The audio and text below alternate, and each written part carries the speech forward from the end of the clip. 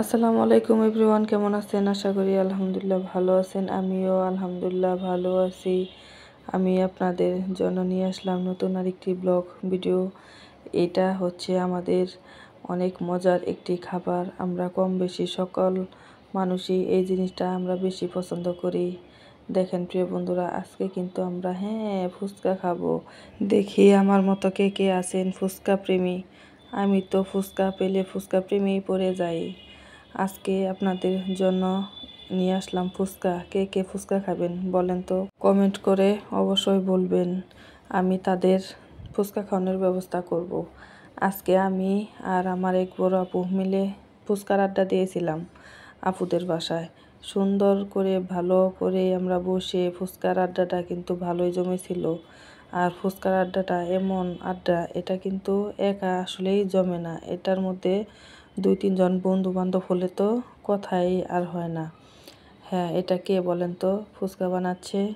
এটা হচ্ছে আপনাদেরই প্রিয় মানুষ, নিপা নিপা ব্লগ স্টোরি। আপনাদের ভালোবাসায় নিপা ব্লগ স্টোরি। আপনাদের দোয়া ও ভালোবাসা সারাক্ষণ আমার সাথেই মিশে থাকে। হ্যাঁ বন্ধুরা, এখন কিন্তু আমি ফুচকা বানাবো। এই যে দেখেন, আমি কিন্তু প্রথমে এখানে ফুচকা ঢেলে নিলাম। হ্যাঁ, টকটাও কিন্তু ডালা হয়ে গেছে। তারপর কিন্তু ফুচকার ভিতরে ডোটা ঢেলে নিচ্ছি। আমরা কম বেশি সবাই ছোট বড় কিন্তু ফুচকা পছন্দ করি। এই যে দেখেন, আমি কিন্তু এখন বাসায় বানিয়ে নিলাম।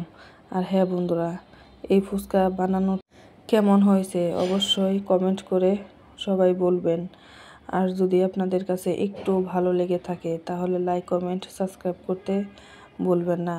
আপনাদের সাবস্ক্রাইব আর কমেন্টে আমার ভালোবাসা ও অনুপ্রেরণা জাগায়, আরও সুন্দর সুন্দর ভিডিও বানাতে সাহস যোগায়। সত্যি আমি তো এত গুছিয়ে কথা বলতে পারি না, তবুও কিন্তু মনে চায় নতুন নতুন ভিডিও করে আপনাদের দেখাতে। আর যদি আমার ভিডিওর মধ্যে একটু ভুল হয়ে থাকে তাহলে ক্ষমা দৃষ্টিতে দেখবেন। আমি কিন্তু এক এক করে ফুচকা ভরে নিচ্ছি। এই যে দেখেন, আর বাচ্চারা তো খাওয়ার জন্য অস্থির হয়ে গেছে।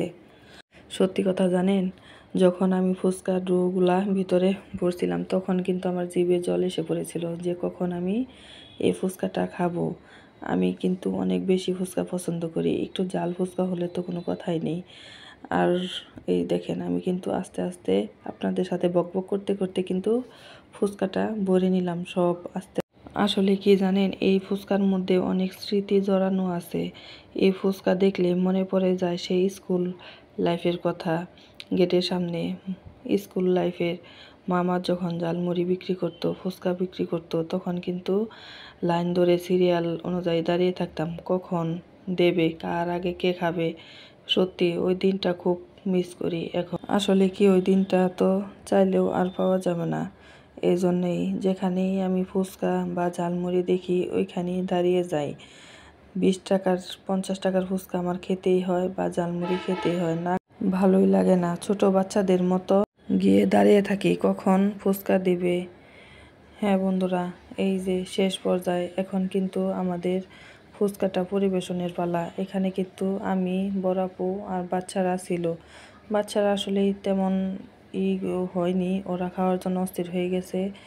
এজন্য ওদের আলাদা প্লেট করে দিচ্ছি, যেহেতু এটা জাল ফুচকা, বাচ্চারা জাল খেতে পারে না। এজন্য ওদের কিন্তু আমি আলাদা করে দিয়েছি, বা টকটা বেশি দেইনি। এখন আমি আর আপু ফুচকা খাবো। এই যে দেখেন বন্ধুরা, জোস। ধন্যবাদ সবাইকে ভিডিওটা দেখার জন্যে।